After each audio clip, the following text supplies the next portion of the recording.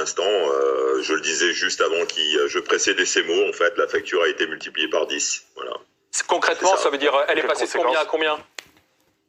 Concrètement, en fait, notre prévision annuelle cette année était de dépenser 400 000 euros. Donc, si on fait rien, c'est 4 millions d'euros. Donc, concrètement, plus concrètement encore, imaginez un particulier qui vient de recevoir sa facture de gaz pour le mois dernier.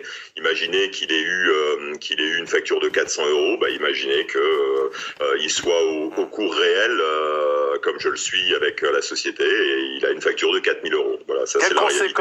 Quelles conséquences pour votre entreprise ? La conséquence, je reprends mon exemple du particulier qui gagne 1500 euros, son époux 1500, c'est un foyer qui gagne 3000 euros, ils ont une facture de 400 euros, bon, ils attendent les beaux jours pour dépenser moins de gaz. Imaginez, moi je suis exactement dans le même cas avec mon entreprise, sauf qu'aujourd'hui on me demande de payer d'accord, 4000 euros. Voilà. J'ai compris, mais vous avez arrêté votre activité, vous pouvez continuer ou pas ? Non, c'est impossible. Donc vous arrêtez votre activité. On a effectivement... On a subi de toute façon la hausse vient déjà avant l'invasion de l'Ukraine en fait. Dès les premières tensions au mois de novembre ou de décembre dernier, on a déjà vu grimper le taux dans des niveaux fois 3, fois 4 en fait. Concrètement, ça veut dire quoi? C'est-à-dire vous avez mis vos salariés en chômage partiel? Expliquez-nous.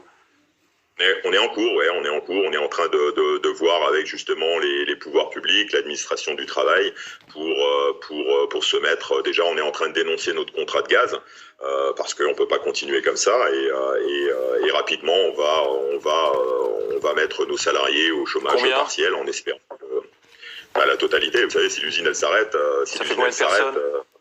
54 personnes. Mais vous produisez quoi précisément? Alors.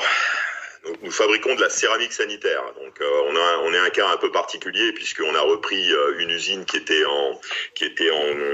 fermait, l'usine historique de Jacob Delafont dans Paris, et c'était une des dernières usines de céramique française. Donc on a repris cette usine et malheureusement lorsqu'on l'a repris en fait c'est donc en décembre dernier on était en plein dans l'envolée des prix, ce qui fait qu'on n'a pas pu négocier un contrat de blocage de prix, on n'a pas pu négocier un contrat de fourniture de gaz avec un prix bloqué parce que le prix qu'on nous annonçait était le prix qu'on voit aujourd'hui. Donc parce que le gouvernement communique sur le gel du prix du gaz qui d'ailleurs doit être prolongé jusqu'à la fin de l'année 2022.